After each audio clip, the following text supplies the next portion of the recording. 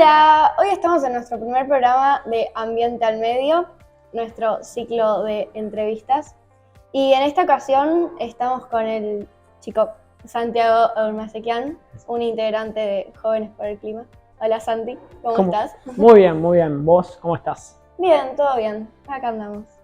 Bueno, para empezar, y creo que lo más importante, ¿qué es Jóvenes por el Clima? Bueno, Jóvenes por el Clima primero es una organización ambiental, socioambiental le llamamos nosotros, porque se enfoca no solamente en la parte ambiental, sino más en lo referido en los impactos de todos los problemas ambientales en lo social, que es lo principal por lo cual militamos.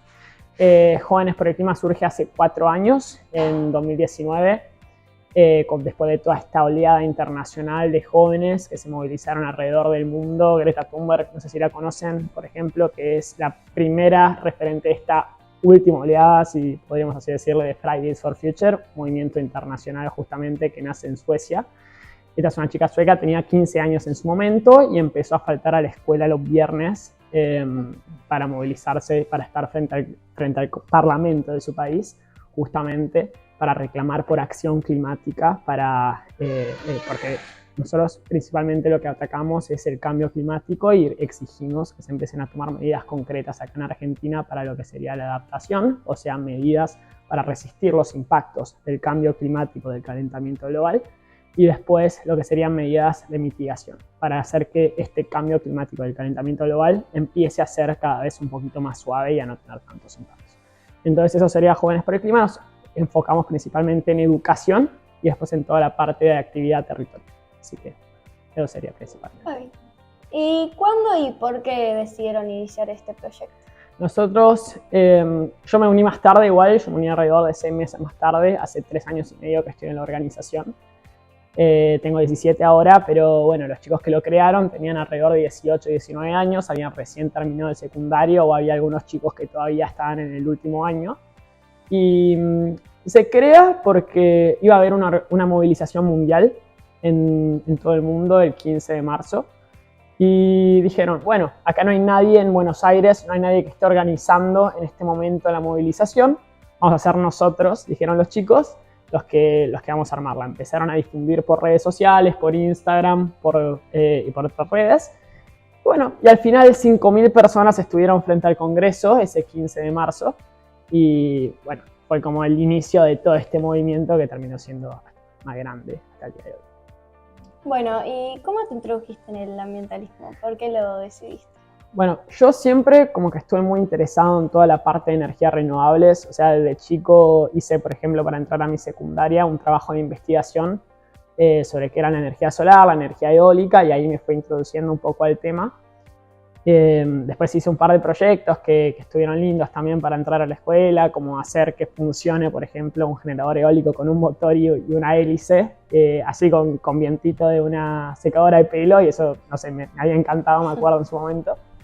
Y después, primero fui a esta primera movilización mundial que me enteré por Instagram, que la difundí, me acuerdo, me acompañó mi papá en su momento también, y vi una nota en Clarín, creo yo, o en Infobae, no me acuerdo, de Bruno Rodríguez, que es un cofundador de esta organización. Y dije, bueno, le voy a escribir, porque es como que siempre yo sentía esa necesidad de hacer algo más. O sea, separábamos residuos en casa, después comíamos menos carne, o realizábamos acciones individuales, impulsadas desde yo de chiquito también. Y dije, bueno, vamos a hablarle a Bruno. Vamos a ver si me contesta algo, no sé, le mandé, te felicito por lo que haces, muy bueno todo, y me dijo, gracias, si querés hacer algo más, o sea, yo le había dicho, ¿cómo puedo hacer algo más? Te podés sumar a Jóvenes por el Clima. Le dije, dale, le pasé mi número y me agregó al grupo y desde ahí empecé entonces a militar. Así que bueno. Muy bien. ¿Y cuántos años tenés de experiencia en todo el tema del ambientalismo? 3 años y medio, empecé a los 13 años, me acuerdo, así que eso. Ahora tengo 17. ¿Y cómo es tu día de activista? Nada. Ok, en mi día de activista empieza en Twitter leyendo noticias, me parece, y sobre la agenda política actual, no necesariamente solo sobre ambiente, sino me interesa toda la parte política. Y después lo que hago principalmente en el día a día, a veces difundo contenido en redes sociales, me gusta, no sé, hablarle a la cámara para difundir TikToks o Reels sobre temas específicos, está bueno.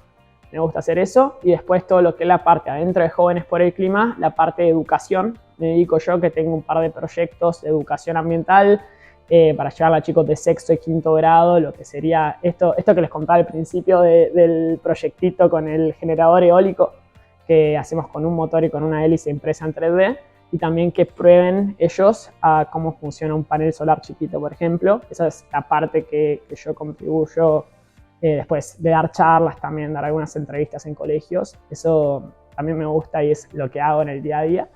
Y después en la parte de territorio, que nos enfocamos en todo lo que es el armado de movilizaciones frente al Congreso para exigir acción climática a nuestros gobernantes. Y principalmente eso, es como también voy viendo para dónde nos va llevando la organización. No es que tengo una agenda de qué tengo que hacer específicamente, sino que voy viendo en el día, en el momento, y voy trabajando para los proyectos personales y para los proyectos de la organización. Así que sería eso, principalmente. Ok, ¿y qué cosas o actividades llevas a cabo para cuidar el medio ambiente? Bueno, yo principalmente lo que hago es separo residuos. Eso es algo que hago hace mucho tiempo. Y después intento usar la bici cuando puedo, pero para mí lo más importante, además de todas estas acciones individuales, es toda la acción colectiva, el de sumarse a una organización ambiental, el de hablar, concientizarnos nosotros primero, informarnos nosotros sobre qué es lo que está pasando en este momento, informar a los demás, charlar con amigos, charlar con familia. Y si participar en alguna movilización es algo que está bueno también, porque estás literalmente exigiendo de forma política, exclusivamente política, a los gobernantes. Entonces eso es lo que me parece que principalmente se tiene que hacer y lo que a mí me gusta enfocarme, si así se quiere. Entonces sería separar residuos, intentar comer menos carne, después moverme más en bicicleta, por ejemplo, y después todo lo que es la parte de organizarme, sumarme a una organización ambiental, militar de Jóvenes por el Clima y bueno, concientizarme yo, concientizar a mis amigos, charlarlo como un tema interesante, debatir a veces, está bueno, así que eso principalmente. Bueno, ahora te voy a hacer una pregunta un poco complicada quizás. ¿Dónde está la situación más difícil dentro de la República Argentina, en tu opinión? Sí. ¿Y a qué debemos prestar atención en primer lugar? Para mí principalmente de Argentina somos un país que contribuye emitiendo al cambio climático, emitiendo gases de efecto invernadero para el calentamiento global en una menor parte que en comparación, por ejemplo, a lo que hizo históricamente Estados Unidos con emisión de dióxido de carbono, o China, que está haciendo actualmente, que el dióxido de carbono es un gas de efecto invernadero que cuando nosotros, por ejemplo, al movernos en auto en las fábricas, cuando se producen los productos, se libera a la atmósfera. ¿Y qué hace este gas? Retener el calor que ingresa a la Tierra del Sol. Cuando rebota la atmósfera se retiene todo este calor y entonces se calienta la temperatura. Ahora vamos 1,1 grados de aumento, 1,2, alrededor de 1,1, 1,2. Y en Argentina, o sea, si bien nosotros no emitimos tanto este dióxido de carbono o de este metano también, que es otro gas de efecto invernadero, nosotros todas las consecuencias de este cambio del clima que genera todo este calentamiento y que genera un cambio en todos los patrones climáticos, o sea que hay más tormentas, más sequías, más eventos extremos que afectan principalmente a la vida y a la calidad de vida de la población. Nosotros, o sea, no contribuimos y de todas formas nos afecta. Entonces, acá por ejemplo en Buenos Aires se calcula que va a haber más inundaciones. ¿Y quiénes son los que más les afectan estas inundaciones o estos eventos extremos? Son las personas que tienen menos recursos y que no poseen infraestructura para mitigar y adaptarse, para resistir estos impactos del cambio climático y estos eventos extremos. Entonces ahí me parece que es como argentinos y nos tenemos que enfocar que el Estado tiene que hacerse presente en esas partes, en esos lugares en los que no existe esta forma para resistir estos impactos, y es ahí donde nosotros tenemos que estar más presentes, me parece a mí, cuidando ecosistemas también que resisten inundaciones, como los humedales, que mitigan inundaciones como los humedales. Bueno, eso principalmente de nuestra parte. Bueno, y ahora como para ir cerrando, por último, antes de que la Tribuna te haga algunas preguntas que tenga, ¿nos puedes explicar alguna otra problemática de la TAM o a nivel global como vos prefieras? Como te sientas más seguro. Podría hablar, o sea, de toda la parte que sería hay varios temas a nivel global. Está la Sí. acidificación de los océanos, que me interesa muchísimo, que sería cuando el océano, por ejemplo, almacena todo este dióxido de carbono que nosotros liberamos y de esta forma se acidifica y muchas especies se mueren. Es más difícil que crezcan las plantas adentro de este ecosistema. Pero algo que capaz es más relevante para nosotros, o sea, a mí me interesa mucho toda la parte que es la transición energética, o sea, cambiar las formas en las que producimos energía, que en este momento es a base de combustibles fósiles, petróleo, gas natural, o sea, lo que usa el auto, por ejemplo, lo que usan las fábricas para generar esta energía. Y es todo lo que libera de nuevo este gas que mencioné mil veces, el dióxido de carbono. Por ejemplo, con energía solar, energía eólica, toda esta parte es lo que nosotros necesitamos hacer principalmente para empezar a generar la energía de otra manera, de forma limpia, energía verde se le llama también. Y en Argentina tenemos, por ejemplo, en el sur, en toda la parte de la Patagonia, donde los vientos son muy fuertes, tenemos lo que se le llama un potencial eólico, o sea, un potencial para que los molinos eólicos, que son a base de viento, cuando el viento sopla y gira las hélices de estos generadores eólicos, lo que hace es producir energía de forma totalmente limpia y renovable. O sea, el viento es infinito, no se va a acabar nunca, a diferencia de los combustibles fósiles, que los combustibles fósiles no son renovables.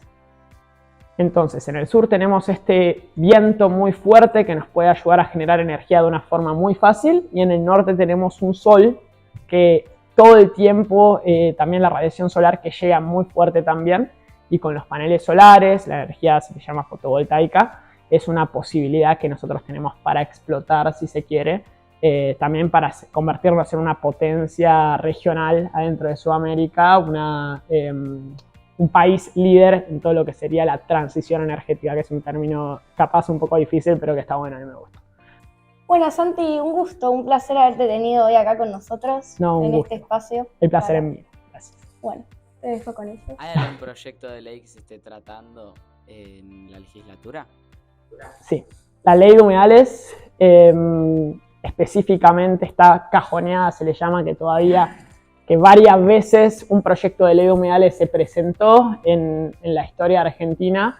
Los humedales son ecosistemas muy importantes para lo que es la mitigación de inundaciones, albergan muchísima biodiversidad, tienen mucha agua dulce también, son un reservorio de agua dulce, se les llama, y son sumideros de carbono. O sea, sumideros de carbono que almacenan todo este dióxido de carbono, de nuevo, que nosotros emitimos, que es importante, lo repito siempre, pero es importante, hasta más que los bosques. Y no sé, vieron que cuando, por ejemplo, se habla de todo lo que es el Amazonas o toda la parte de que es el Gran Chaco, de que son importantes para eliminar estos gases de la atmósfera, bueno, los humedales son aún más importantes y son 1/5 de todo nuestro territorio.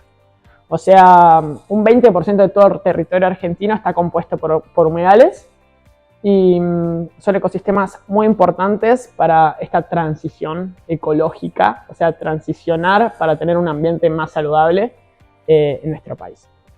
Actualmente no hay una ley que proteja estos ecosistemas, no hay ninguna ley que los proteja, y entonces estamos luchando nosotros para que algún proyecto de ley que proteja los humedales sea sancionado. Así que, bueno, eso sería principalmente un proyecto de ley que está cajoneado, se le llama, en el Congreso. ¿Cómo crees que podemos mejorar el contexto ambiental actual? Ok, de nuestra parte lo que podemos hacer es, además de estas acciones individuales como separar residuos y lo que fue mencionando anteriormente, creo que lo que podemos hacer de nuestro lugar es primero hablar entre nosotros, comunicarlo, concientizarnos, leer sobre el tema para entender por qué esta problemática es tan grande específicamente para nuestro país, para Argentina. Y otra cosa que se tendría que hacer desde la parte gubernamental es empezar a tomar medidas concretas y empezar a actuar ya en este momento, porque no tenemos tanto tiempo tampoco, porque el problema se hace cada vez más grande, y empezar a tomar medidas de adaptación, o sea, adaptarnos de nuevo a los impactos del cambio climático, con infraestructura, con construcciones que ayuden a soportar inundaciones, prepararnos antes de que venga la sequía, por ejemplo, y y después lo que se llama acciones de mitigación, que son, repito, como dije antes, cuando nosotros tenemos que eliminar esta fuente de gases de efecto invernadero que nosotros emitimos a la atmósfera con todas las acciones productivas que realizamos. Cuando producimos algo, cuando nos movemos, cuando nos transportamos. Así que bueno, principalmente sería eso. Bueno, muchas gracias por haber escuchado y estar ahí del otro lado. Este fue nuestro primer programa de Ambiente al Medio.